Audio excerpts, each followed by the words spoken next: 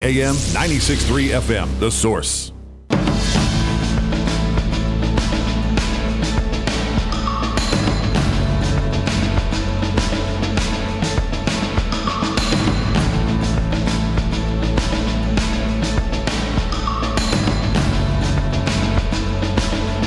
All right, thank you for tuning in. About a month ago or so, we spoke for the first time to Richard Pryor Jr., and it was a real treat to be able to speak to him.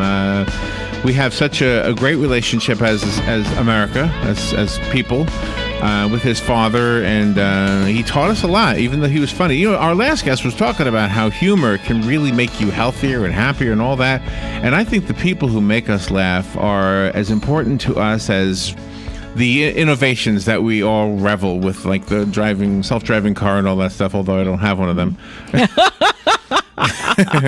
Although I have fallen asleep at the... No, I haven't. I haven't. Richard Pryor Jr., look at this. He was in the Navy. He's a U.S. Navy veteran. He's a scriptwriter, a singer, an actor, the production associate on the film The Color Purple. He's a comedian, a female impersonator. He looks really good as a female impersonator. Yeah, he's talented. Even got cleavage, Robin. I know. He's a minister, an author. His first book released today. Today. Oh, today's the release date. Okay. Mm-hmm. And the firstborn son of the late Richard Pryor and the late Patricia Watts. In a Prior Life is the title of his book. It's a memoir. Richard Pryor Jr., again, it's an honor to have you on our show. Good morning, sir. Good morning. Thank you for having me. Oh, you're welcome. Where are you? Where are you calling from? I'm actually at the airport heading out for my book tour. Oh, no. Wonderful. What airport are you going to and coming from? What you doing? I'm in LaGuardia. I'm at LaGuardia in New York City where I live, and I'm actually headed to O'Hare in Chicago. Oh, okay. Oh, one big city to the next, huh? Yep. Oh, my gosh. This is going to be exciting for you. Is this a tour like you've not done before, or have you done, like, in your comedy, do you do tours of that sort? I've done that, but nothing on this caliber because this is regarding my book. So it's all about the book, so I'm excited about it. So tell us, you told us last time, but just kind of refresh our memory. What was it that was bubbling inside of you that ended up with the book? It must have been on your mind to put this in writing. Well, yeah, I tried over the years to write the book, and it was never just the right time to do it. And I think that what it was that I was at peace with myself and knew who I was as a person. And I thought I had some things that I could share with the people and to share them with the things I've gone through in life as far as my struggles. Maybe it would help someone else. Was there ever a time in your life when you wished you didn't have your dad's name? Did that ever present a problem? Oh, heck yeah. It was more of a hindrance than a blessing. You know, when you have to go through life not knowing who people or who are your friends, if people really care for you for who you, right. If they love you because of you, those are the things you have to go through on a regular basis. Yeah, and how did you get past that? Because I'm guessing that still is true. I'm guessing some of the people you'll meet on your tour are coming to see your dad, even though you're the one standing there, right? Right. Well, I think what it comes to is growth. You know what I mean? You have to know who you are as a person and just stand strong and be yourself. And you learn going through those things in life, you learn who's real and who's not real in your life. And you know whether or not to allow those people just to be in your presence for a moment or for them to, you know, have some type of effect on your life, which I choose not to. So you just let those people go. They're just a part of your journey. I think that's true in other people as well as people who are related to somebody famous. I think for me, whenever I've had that circumstance, I'm not the son of anybody famous, but what I mean is if I meet you, for example, I know you're a celebrity and I know you're the son of a celebrity. So those two things are first. And then when I get to know you a little bit better, and for us, between the three of us, I already feel that with you because we've spoken to you once before. So it starts to go away, I think, once the celebrity and all that is, oh, I know, he's a famous guy, but more importantly, he's really... And they understand, right. Yeah. Oh, wait, is that a horn? Are you in a car? Yeah. Airport. Are you airport traffic? Oh, you're driving right now. No, I'm actually just got off here at the airport. Oh, okay. So, no telling what you're going to hear. How is LaGuardia? I mean, last time I was there, it looked like they needed a little bit of work. Well, they're building a brand new airport. That's why it's crazy right now here. Oh, So okay. they're building a brand new airport in front of the existing airport. So it's really crazy. Oh my gosh. Okay. Well, next time we go up there, maybe we'll see some positive changes. You went from going to church and being a spiritual person to being a not so nice person, and then you went back to church when you entered the mosque. That was that was an amazing journey. Yeah, it was. I think for me, it was a. I think in life we also always should have a thing of growth in our life, and we should strive to be better and learn more about ourselves. And I think through all the journeys I've been through, a lot of times in life things come full circle. Things that you were actually running from and not wanting to be a part of actually become a most important part of your life. And that serves as a good role model, not just to the younger people in your life that you come across, but also to the older people as well. Oh, yeah. It's letting people know that you can go through a lot of things. You can go through struggle. You can go through strife. But you can come out of those things. You can change your life if you choose to. Whatever works for you is to make your life better. Do you feel like the struggles your father went through are removed from you, and not just you, but our generation? Are we a little bit better off than our parents were in whether you're white or black? I mean, is life just simply better in America now, or do we just have new problems? I think we just have new problems. Yeah. And also, even though we have new problems, there's a scripture says there's nothing new under the sun. Yeah. So it's not like those things haven't been around before. It's just that we've never seen the things that are happening now, as well as, other people have never seen things for the very first time because of where they're at in their life, their age and all that. Do you always incorporate humor in most every circumstance that you're in, or do you find you really have to be serious to survive sometimes?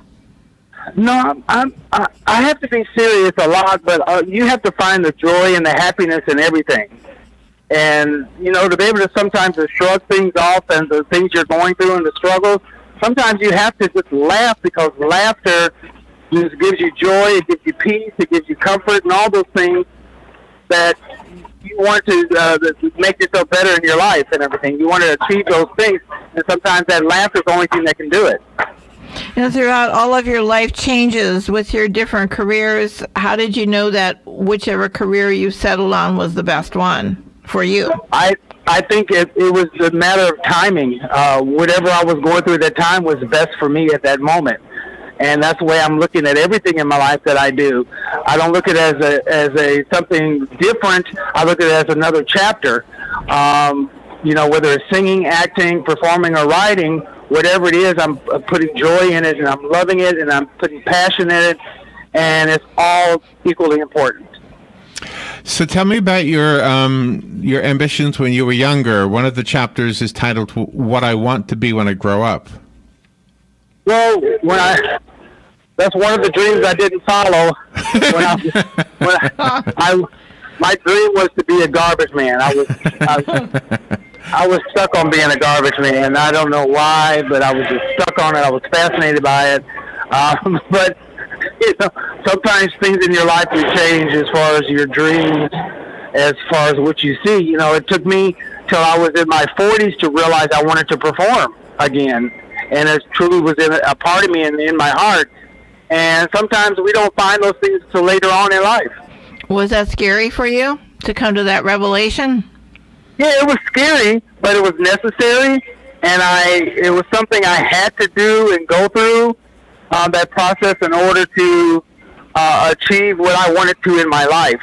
Everything change is always scary, but sometimes it's necessary. Do you look back a lot, or do you focus on looking forward now? Looking forward.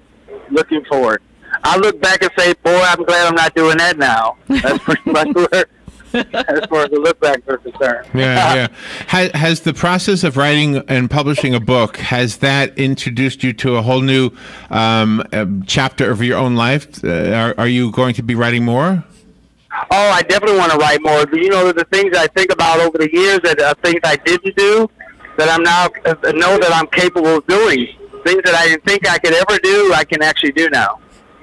So most definitely. So when you're out on your book tour now, and you're going to be going to the different cities, when you interact with the people, are you going to do like a mini comedy show? No, what I'll do is I'm going to read a lot of excerpts from my book, and which is a lot of humorous in that as well. But also, I the last couple book things I've done, I'm actually saying. So I, sing a little bit and talk a little bit and just share my life. And this must have been a huge emotional endeavor for you, because you also had to go through family photos, which you have included in the book.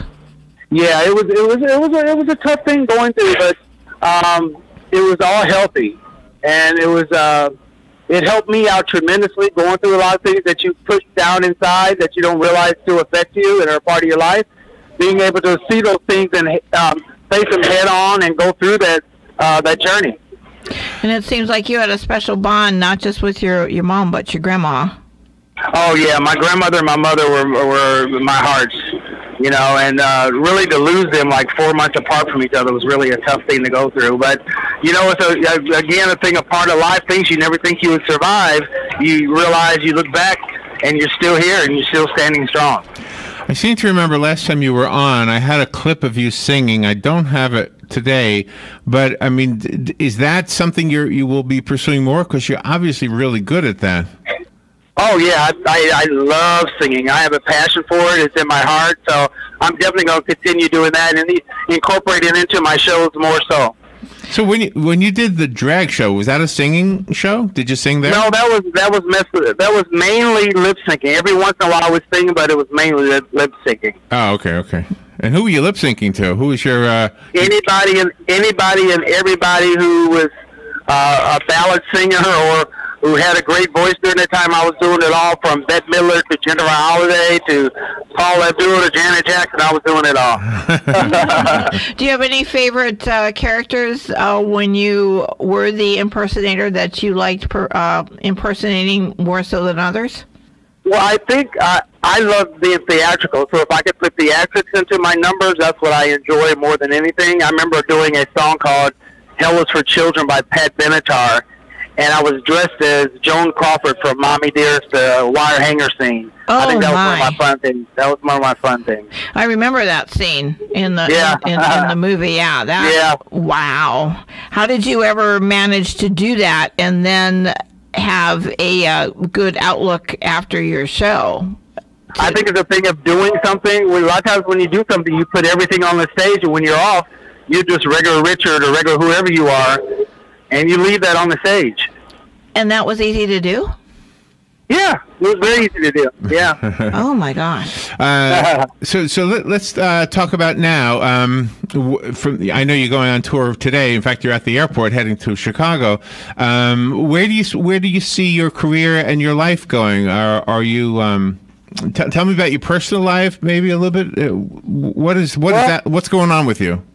Well, I'm seeing myself as a total positive light, everything. I'm back into ministry again.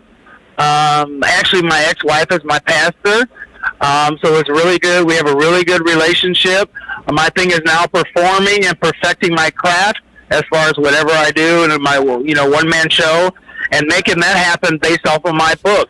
That's what I'm working on now, and also a screenplay regarding my book as well. And do you look at your act and writing the screenplay as part of your ministry? Oh, yeah, definitely. It's all a part of my life. It's all a part of my circle. So it's all a part of who I am. So I have to include everything. It seems like you're, after reading your book, it seems like right now you're a lot more happier than what you had been previously. Oh, I'm a lot more happy. I'm content with myself. I'm happy with myself. I know who I am as a person. So that's all I could ask for. And what kind of advice do you give people for them to find their own happiness? Because that really is a challenge sometimes. Well, I think one of the things that what I had to look at was finding out who I was, why I was doing the things that I was doing. You have to get to a point when you don't make excuses of I'm doing this because of this, but you're in it because those things happen. So it's getting past those things that happen to you in your life, talking about those things, finding out who you are as a person, and then loving yourself. Because without loving yourself, you're never going to change. Did you ever think about not keeping your father's name? Did you think about changing your name? Yeah, I thought about it, but I was like, why should I change my name? Right. You know, it's who I am. Well, I'm glad. I mean, looking at the book, I can see how it was an issue. You know, people always, the first thing they want to ask you is about your dad. But I can also see that the people who are real, I mean, there's always going to be phonies in our lives. But for the most part, people are just curious about what they think they know and what they don't know. And, right. And then they move on to getting to know the real you. It seems like that's just the way life is. And it depends. Yeah. I mean, for me, I guess it's always, you know, I'm tall, and so that comes up first, or I'm from New York, that comes up first. It's whatever we are, that's always the first thing people will go to, you know? In your case, your dad's famous. Yeah, you know, it's really funny though. As soon as you said New York, you sounded like you were from New York. Yeah, right. As soon as I do. Did you grow up in Peoria? I grew up in Peoria. Yeah, I grew up in Peoria, Illinois. That's where I'm actually headed for one of my book tours. That's one of my hometown. Oh my gosh! Are you going to go back to any of your old stomping ground, the old school or anything? Well, yeah, I'm actually going to do a little thing with. There's a local TV station that's going to do a tour with me. Oh, nice. Going to some places where I lived and everything for a story. Oh, that is exciting! Wow, we got to get that channel, Robin. Did you perform when you were in the Navy? To do any kind of shows there? Well, no. When I was in the Navy, that's when I first started drag. So that was my initiation. Was in the military. Oh, really? Oh my gosh! Yeah. Oh my gosh! And did that go over well with the other sailors? It went over with as long as I didn't bring it to work with me. You know. Oh, what do you think about award ceremonies on a personal level? I don't mind them. I don't think everybody deserves an award. I think we've become so sensitive and desensitized to things of people winning and all those things. I think it's everybody getting trophies for something they didn't accomplish. I think we work for things really hard, and it's great to be acknowledged for what you do. I think a lot of times there are so many people that you don't know that are behind something that that the one who gets the award, it's okay, I guess, but it represents more than that one person. That's true. That's true. It'd be nice if we could recognize everyone. Yeah. And it seems that life truly is an adventure, and you really have been on an adventure since the day you were born, because you're very, very tiny. Oh, yeah. Life is full of adventures for all of us. You know, we just have different roads that we travel. You know, mine was what it was, and so I'm just moving forward and doing what I got to do. And did your family embrace your book? Oh, yeah. My family's embraced my book. They're very supportive. They're very excited. On my dad's side, there's now 3 of us that are authors, and my 2 other siblings are authors as well. So it's kind of a great feeling. Oh, that's wonderful. I think we told you last time, and I know you told us that other people have said this, that on the cover you look like Michael Jackson. But I have a question. Are you a teenager in this picture? Yes, I'm like really young teenager. Yeah. Okay. So was it the difficult years? You know how we all go through that rebellious? No. Those years during that time of that photo was I had a lot of innocence, but I'd been through a lot. You know, I'd been sexually abused in my younger years, so that was all a part of who I am in that picture. Ah, okay, all right. Well, the picture shows love, and I hope we're getting the right image, the right feeling from that picture, because it looks like your father loved you, and it looks like you adored him. Without a doubt. You will never know how many people you're going to touch with your book tour, because you say very eloquently in few words just about different things that happen to you in life. And I think people will come to your book signing to get your book, but also to place themselves in your shoes the way it was, so they can achieve some words of wisdom and feel more positive about themselves and get out of whatever situation they're in right now. Thank you so much. I truly appreciate hearing that more than anything. And Thank you so much. in a way, that dovetails with your ambition to be in a ministry. Right. It all falls into place. All of it does. Yeah. I mean, ultimately, it's about sharing whatever wisdom you have so that somebody else might benefit from it. Correct. Without a doubt. Most definitely. What time's your flight? My flight's I have to board probably in 50 minutes or something. I have to check in. Okay. Well, I have a copy of the book right here, right? Yes. In a Pryor Life is what it's called. It's written by our guest, Richard Pryor Jr. If you would like the one that I have, call me right now, 622-9622. I'll set it aside with your name on it. And the rest of us have to go buy it. I did find it on Amazon. Good luck. Good luck with the book. Do you have a website of your own? Thank you so much. I really appreciate it. Richard, do you have a website? Yes, inapryorlife.com. Okay, easy enough. All right. Hey, have a good flight. Good luck with everything. If you're ever in Central Florida, we'd love to have you in the studio. Okay, thank you. Thank you so much. All right, we'll be right back. Okay. Bye-bye.